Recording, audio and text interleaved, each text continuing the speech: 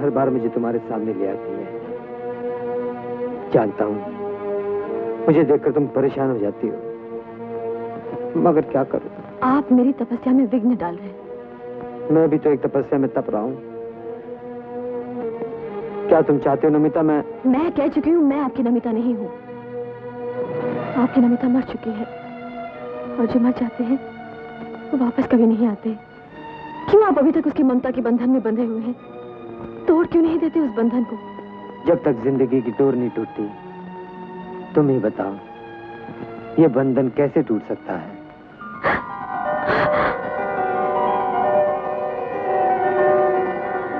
आप अपनी सीमा से बाहर जा रहे हैं।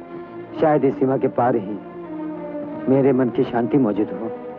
क्या आप चाहते हैं कि मैं आश्रम के लोगों को इकट्ठा करके आपकी इस हरकत के लिए मैं आपको बदनाम कर दूं? छोड़ दीजिए मेरा हाथ और ईश्वर के लिए यहाँ से चले जाइए। और आज के बाद कभी मेरे सामने मत आइए, कभी मत आइए।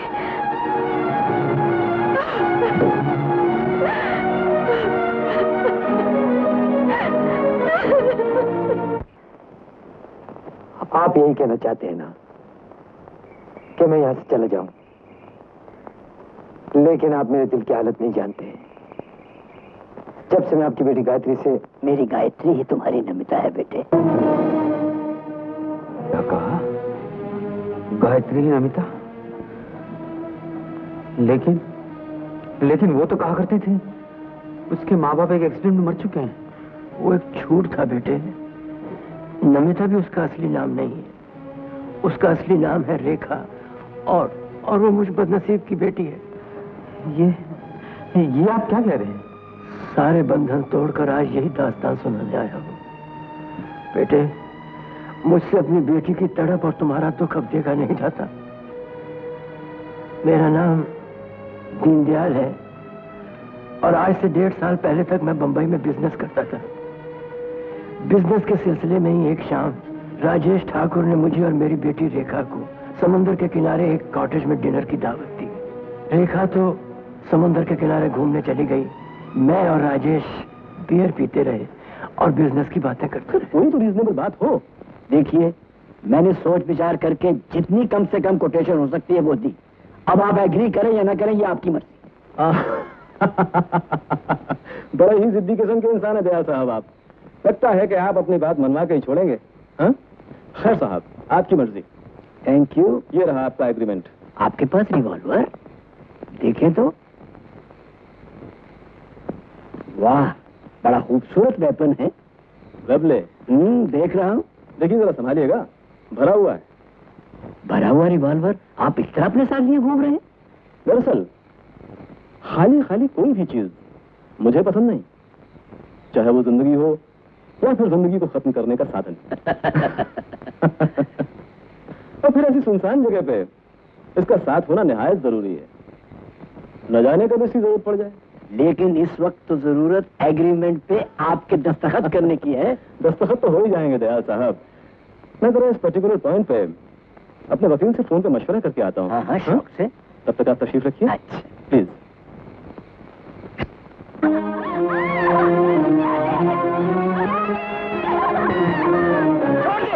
छोड़ दे मेरी बच्ची को।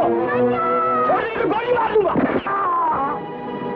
क्या हुआ दयाल साहब? ये गोली कैसे चली? ये बदमाश मेरी बेटी की इज्जत लूट रहा है। बस बेटे, बस। ये क्या किया आपने दयाल साहब? आपने इसका खून कर दिया, वो भी मेरे रिवॉल्वर से। क्या होगा? बेटी मैं देखिए, आप दोनों फौरन यहाँ से कहीं चले जाइए। मैं लाश को ठिकाने लगाने का बंदोबस्त करता हूँ। देखिए, अगर आपकी किस्मत अच्छी हुई तो शायद गोली की आवाज किसी ने न सुनी हो। बेटी आप बातों में वक्त जाया मत कीजिए दयाल साहब। अगर किसी ने देख लिया तो मुसीबत खड़ी हो जाएगी। आप लोग क्या सोच रहे हैं? जाइए आप लोग यहाँ से, जाइए। उस हादसे के बाद हम घर तो चले आए, लेकिन मुझे ऐसे लगता था कि कानून की आंखें हर वक्त मेरा पीछा कर रही हैं। मैं हर 8 पे चौंक उठता था। अचानक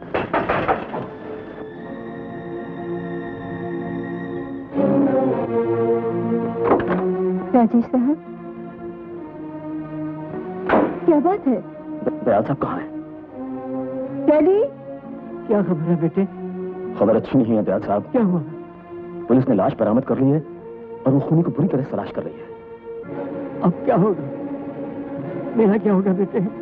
मेरी बच्ची का क्या होगा? मेरे होते हुए आपको परेशान होने की कोई जरूरत नहीं है दयाल साहब। खून आपके हाथों हुआ है, ये राज आप दोनों जानते हैं, सिर्फ मैं जानता हूं। और यकीन रखिए, ये राज मेरी चिता तक मेरे साथ जाएगा। बेटे, तुम इंसान नहीं, देवता हो। कानून का खौफ मेरे दिल में इतना समा गया कि दिन ब दिन मेरी सेहत बिगड़ती गई। उन दिनों राजेश ही का सहारा था, वो हमारे यहाँ अक्सर आया करता था। क्या बात है? देख रही हूँ जब से आप आए हैं कुछ परेशान से लग रहे हैं। हाँ रेखा, बरसों से एक परेशानी कांटे की तरह चुभ रही है मेरे दिल में। मैं आपकी कुछ मदद कर सकती हूँ? सच पूछो तो मैं आज तुम्ही से कुछ मदद मांगने आया था। मैं सोच रहा था कि बात कहां से शुरू करूं। कहिए, क्या बात है? बात उदयपुर शहर की है रेखा। बरसों पहले मेरे पिताजी की बहन ने इस गम में आत्महत्या कर ली थी कि जिस शख्स से उनकी शादी तय हुई थी, उसने शादी के ऐन मौके पे इंकार कर दिया था। वो तो इस दुनिया को छोड़कर चली गई, मगर उनकी मौत के बदले की चिंगारी अब तक सुलग रही है इस दिल में। अगर तुम चाहो तो शख्स से मेरे लिए बदला ले सकते हो। मैं बदला ले सकती हूँ?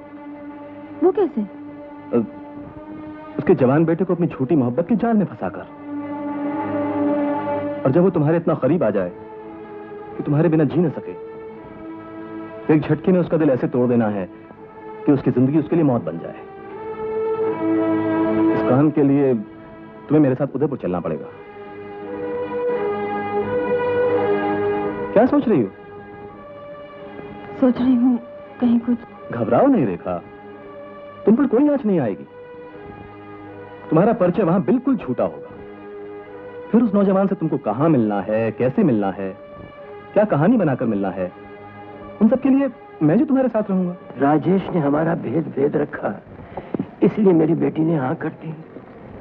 उसने सोचा जो फरिश्ता हमारे लिए इतना कुछ कर रहा है, हम उसके लिए इतना काम भी नहीं कर सकते। राजेश ने जो जो कहा, मेरी बेटी ने वही वही किया। नमिता के नाम से रूप बदल बदल कर तुमसे मिलती रही, यहाँ तक कि अपने मोहब्बत के जाल में तुम्हें जकड़ लिया। तो वो प्यार सब झूठ था, खेल था। वो झूठ नहीं था बेटे, शुरुआत जरूर झूठ से हुई थी, लेकिन खेल ही खेल में एक दिन वो तुम्हारे प्यार के बंधन में बंध गई। तब उसने अपना कदम पीछे हटाना चाहा और उसने राजेश से कहा, राजेश, अब मैं तुम्हारे कहने पर और नहीं चल सकती।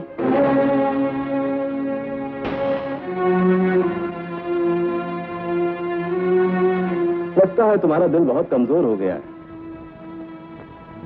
कहीं रवि से प्यार का नाटक करते करते सचमुच तो नहीं प्यार करने लगी उसे? हाँ राजेश, मैं उसे प्यार करती हूँ, उससे प्यार करती हूँ मैं। ये प्यार व्यार एक नाटक की हद तक ही ठीक है रेखा। अगर इसे असलियत का रंग दोगी तो बहुत पछताओगी। तुम मुझे धमकी दे रहे हो?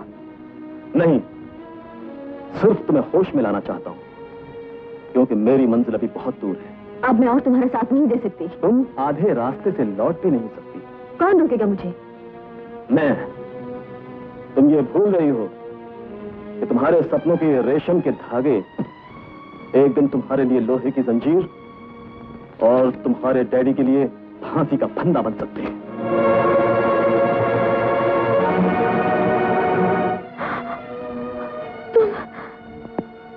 तुम मुझे ब्लैकमेल कर रहे हो? राजेश कोई कच्ची गोलियों का खिलाड़ी नहीं है बेबी। निशाना कहीं चूक न जाए, इसलिए निशाने को अपनी मुट्ठी में बंद रखता है। तुम्हारे डैडी पर खून का इल्जाम है, पुलिस को खूनी की तलाश है, और खूनी की जिंदगी और मौत इस वक्त मेरी मुट्ठी में है। तो भेज दो फोटोग्राफ पुलिस स्टेशन। मेरी गर्दन पे लटकता हुआ फांसी का फंदा रेखा के रास्ते में दीवार बन गया। अपने दिल पे पत्थर रखकर वो पार्टी में राजेश की पत्नी बनी, तुम्हारा और राव साहब का दिल तोड़ा। उसके बाद उसी मक्कार राजेश की धमकी की वजह से उसने फिर से तुम्हारे साथ समझौता किया। एक दिन तुमसे दफ्तर में मिलने आई और तुम्हें अपने साथ भाग जाने की जिद की। तुम नहीं माने तो निराश होकर वो जलमहल की तरफ भागी और तुम उसे रोकने के लिए उसके पीछे भागे।